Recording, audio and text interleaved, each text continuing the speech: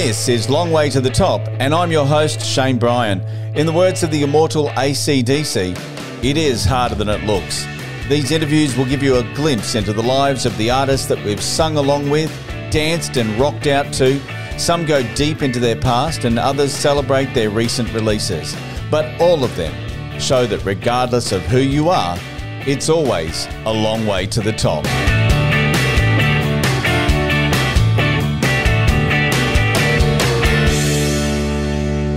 Back in the early 80s, they were Dexy's Midnight Runners, and now known just as Dexys. Over 1 billion worldwide streams, 3 top 10 albums in the UK, 2 #1 singles, a Brit Award and a multi-platinum selling album, Too-Rye-Ay, and now they've come home with a new album called The Feminine Divine. Since the early days of searching for young soul rebels and Too-Rye-Ay, through to now there have been 2 constants. One is the infectious dancehall music, and the other is lead singer Kevin Rowland. Enjoy this episode of Long Way to the Top with Kevin Rowland from Dexys.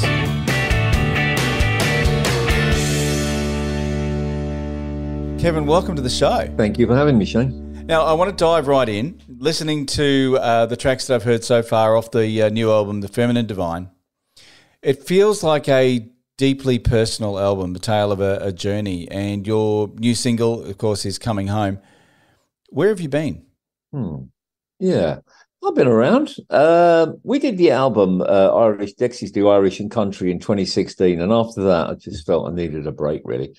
And I wasn't feeling great, so I did some courses and worked on myself a bit. And then about 2021, I thought to myself, actually, I could do some music now. And during that time, I'd had quite a shift. I started to look at women in a different way, and that's reflected in the track, The Feminine Divine.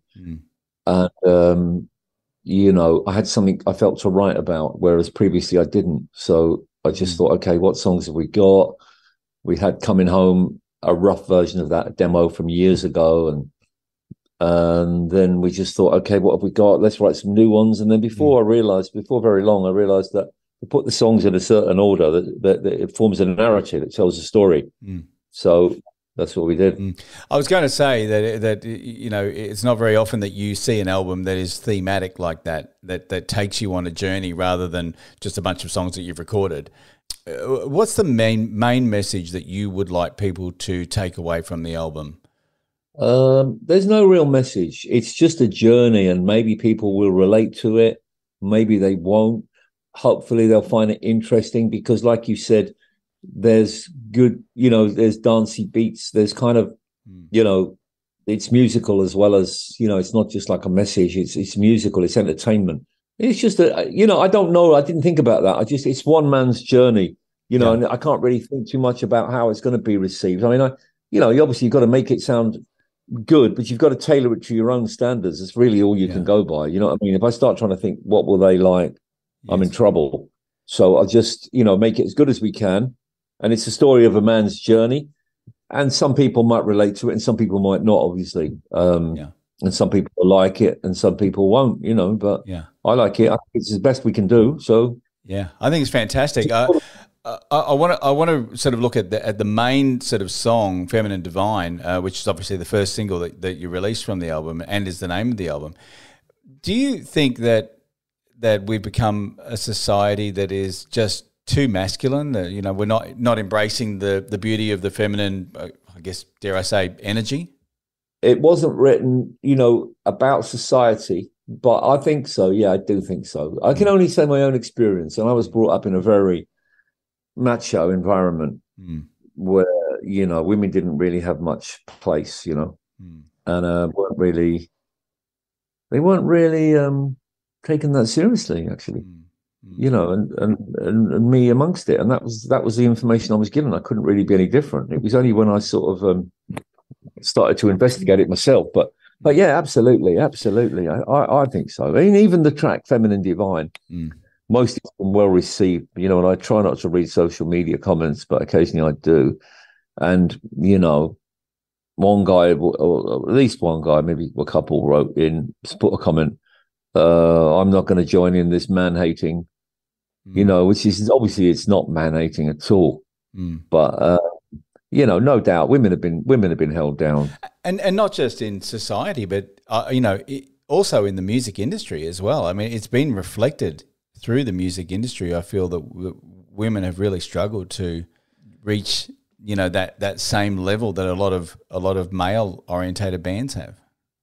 Yeah, well, it's a very male energy industry, isn't it? It is. It is. You know what I mean? The whole energy of it, and even the music is, the music and the style and all that, it's male energy, really. So it's been quite difficult. That's why when in the 80s, when we got Helen O'Hara in, it completely changed because it brought a feminine energy and it changed the whole sound. Yeah, yeah. It was the first time we've done it. We hadn't considered it previously, Yeah. So, yeah, I think it's been hard for women to fit in because the male energy has been so dominant, So I guess things are changing a bit. Well, they really are. I watched Glastonbury this weekend, and it was great. Yeah, there was I forget the name of that artist, but black female singer, quite big. Lizzo. Yeah, Lizzo. Yeah, and it was really entertaining, and it was really entertaining for me to watch the audience because it was nearly all women. It kept flashing to the audience on the BBC, and it was nearly all women. There was hardly any men in there, and women were loving it. She's got a very strong, I guess, stance when it comes to, being who you are and being authentic. Yeah, 100%, 100%. Yeah, no, she's great. She's really great. Yeah, and and I just the more the effect, love some of it. I get some of it. I don't. But just the effect that it was having on the women was really powerful to observe. They loved it, That was feminine energy, Yeah. They loved it. Yeah, absolutely. Now, I want to go back to the early days, back to Too-Rye-Ay, and I guess this is really a new phase in the life of Dexys. But take us back to those days of Eileen and Gino. I was just, re-listening to the song that we've heard a million times over and over again, and there's one lyric that really stood out that said, Too-Rye-Ay, you'll hum this song forever. You'll hum this tune forever. We can hum this tune forever. Yeah, Eileen will hum this tune forever. Yes. No, I didn't. You're not thinking of 20 or 40 years. You're just not thinking like that. We were trying to write the best song we could so that we could have a hit and keep going. Yeah. Keep the band together, which was breaking up because we had no money. Yeah. So that's all we were thinking about, the best song we could write. I thought it was really good. It was fantastic. And like, you reached this point where, as you said, the band was breaking up. You had no money. Suddenly you've got this song. What happened then? Well, we worked hard for 18 months or whatever, just going around everywhere promoting. Or in the US and stuff. And it was good largely, Yeah. And then we just took a break and wanted to do something different. So we did an album called Don't Stand Me Down. Which was equally as good. Yeah, but in a different way. In a different way, exactly. Yeah. You weren't overly happy with the final mix of Too-Rye-Ay though. No.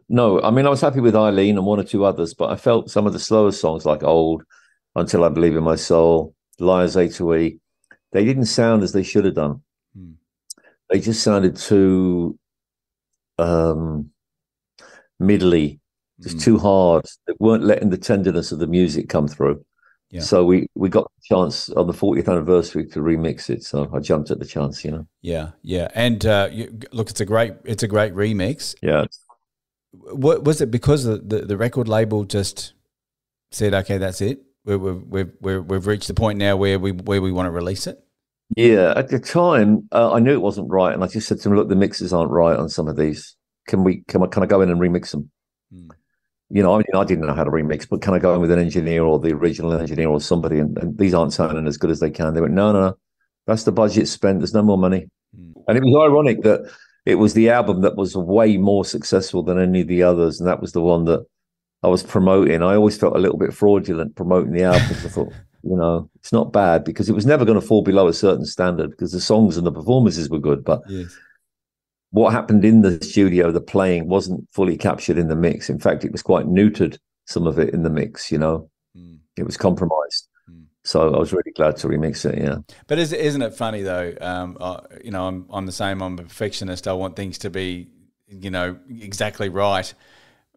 But it's almost like we could keep going and keep going. And no, it's not like that. It's not like that at all. No, not in the slightest. All you can hope for as a recording artist, for want of a better word, is when you leave the studio, the album that you finish is as good as it can be. Yep. That you feel you've done your best and it sounds good. Yes. You've got it as good as you can. I had that with Searching for the Young Soul Rebels, the first album. I had it with Don't Stand Me Down. I had it with My Beauty. Yeah. Had it with One Day I'm Gonna Soar. Didn't have it with Too-Rye-Ay. I just had that annoying feeling that it wasn't right. So it was as simple as that. It was just something that always bugged me.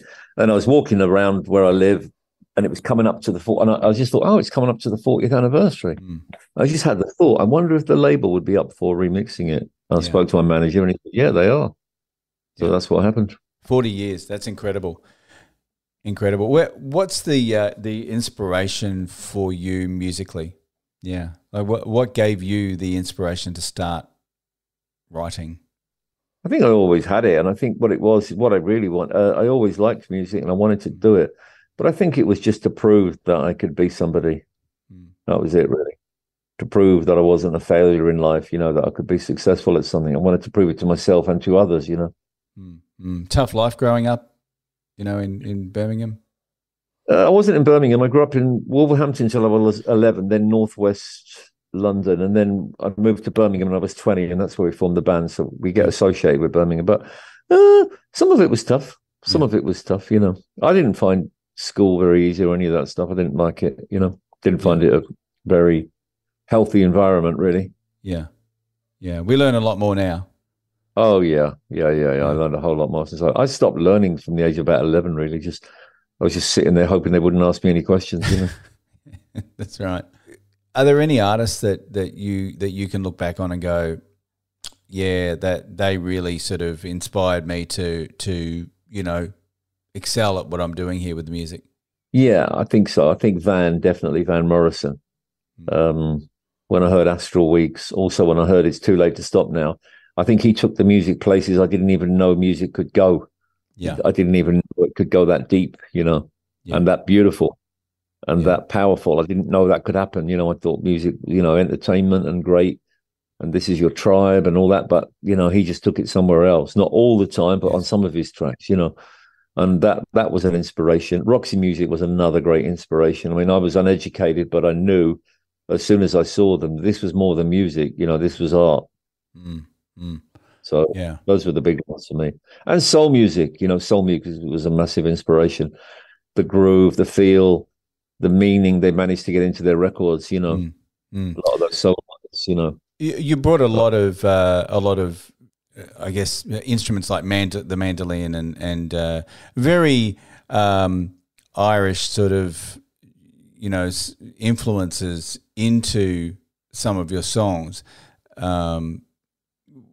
Would you say that traditional music really has played a big part in the formation of your style? I don't know, really. There's two things that were going on. Not necessarily. I mean, it could have easily been some other kind of music. And I liked electronic music and stuff like that. But we were always trying to be different, you know. And the idea of putting in, you know, a mandolin sounded different, a violin sounded different, you know. And also, I did like to sort of sneak a few Irish influences in, and it felt like sneaking in because at that time it was the height of the Troubles, and you know, a lot of in this country they didn't want to hear about Ireland, really. People didn't want to hear anything Irish, really. And this was before the Pogues, which they broke down a lot of walls, you know. But before that, you know, there was a lot of anti-Irish feeling, and that transmitted. So it was like there was just a wall of silence around anything Irish.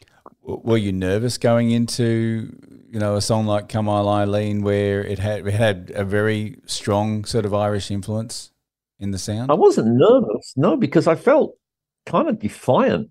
I just thought, this is ridiculous. Mm. This is ridiculous how nobody wants to know about anything about Ireland. And there's all this great stuff and there's all this great music. And so that was a driving force. But to give you an example, the biggest radio station in Birmingham at the time was called BRMB. Mm. And they played Come On Eileen for the first time when it was just released. And they played it. And then after they finished playing it, the DJ said, "I'm sorry if that record caused offense to anybody. Perhaps we shouldn't have played it," or something like that. Because Really? there'd been a bomb a few days earlier in London. I mean, as if that had anything to do with us or a song, Yeah.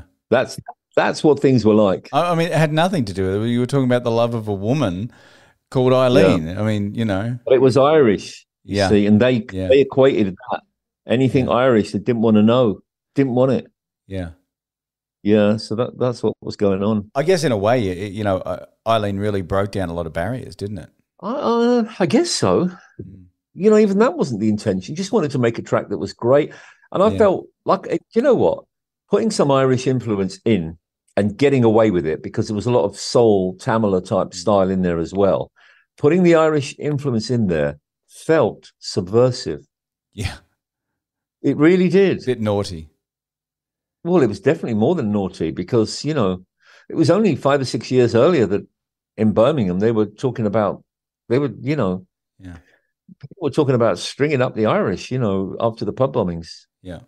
Yeah. So it was a tense time. It'd be tough if you were an Irish band coming into the area as well, like, your U2 and all that. I mean, imagine, what bands like that went through, Yeah. Yeah. Yeah. Well, they went made for America, didn't they? Which was a good move. They did. They did. Very clever. You know what I mean? Obviously, there's none of that prejudice in America. Yeah. Yeah. So that was a good move. They didn't really, I don't think they bothered that much with England too much. Yeah. They toured a bit, but it was mainly about America for them. Yeah. You've been, accepted world over. I mean, I feel like musically from that point on, in particular, the world was your oyster. In that respect, going into places like America and that, was it hard? Was it really tough for them to understand what you were doing musically? No, I don't think so. No, I think the shows went quite well, but it wasn't very feasible for us to record to keep touring because there was 11 of us in the band. Yeah, like U2, and there was 4 of them, so they just it's cheap, you can do it. With us, it was really expensive, so we just couldn't afford to keep touring over there. And to supposed to really cement your success over there, you've got to keep touring. I didn't really want to do that, to be honest. I find it very creative. It's just like I can't write on the road. Yeah, I just can't. I've tried it. I just can't do it. So I just find myself just looking at the drummer's neck, the back of his head, for about 5 hours a day in the bus or whatever, and that's exciting. It's a bit much after a while. That's it. If I was an artist, perhaps I could draw it. But there you go. Talking about the number of members in the band, you had 11 members at one point. I mean, you've gone through a lot of members in Dexys. Now you're down to just the 4 main members. Yeah. 4 main members. There's going to be 6 with us on the road. There'll be 6 of us in total when we tour. But there's a core now. Yeah, really strong core. Everybody's got their place, and everybody's contributing more now. It's not. I'm still the leader, but Mike and Sean are a lot more involved, and Jim. Yeah, and of course, Big Jim. I mean, he's been with you for a long time. I think he was on the Too-Rye-Ay album, wasn't he? He's on the Too-Rye-Ay album. He's on the first album, Searching for the Young Soul Rebels. Yeah. He's on every album, every Dexys album. Yeah. He's the only one apart from me who's been on every Dexys album. Jim's he's such a big part of Dexys, Now, the new album, Feminine Divine, I'd love for you to talk me through some of the songs, or talk me through the album. The album's got a narrative, and track 1 is The One That Loves You, where the guy's kind of saying, he's basically, he's in a relationship and he's saying, if anybody comes on and tries it on with you, I'm going to beat them up. He's saying that. Yeah. And then in the second song, It's All Right, Kevin, he says, that's not really the truth. That's not really who I am. And he says, he says things like, I've tried so hard to be a man, and now I don't care if I can. My life has been one long fight. And he's talking about all his struggles, and he struggled to fit up to that masculine image. And, there's some backing singers who say, it's okay, just relax, go slow. Don't worry, you'll be okay. You can change. And then in the third song, I'm going to get free, he makes a statement. I'm fed up of this mind-made stuff that I've been living in. And the fourth song, Coming Home, the video's just come out for that one. Yeah.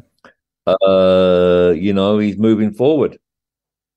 And then you get into the feminine divine and so on, And I love that you're not scared to put terminology in the album like, goddess, which, I think it kind of gets thrown around a little bit, too much. But I think in the context of your album, it fits beautifully.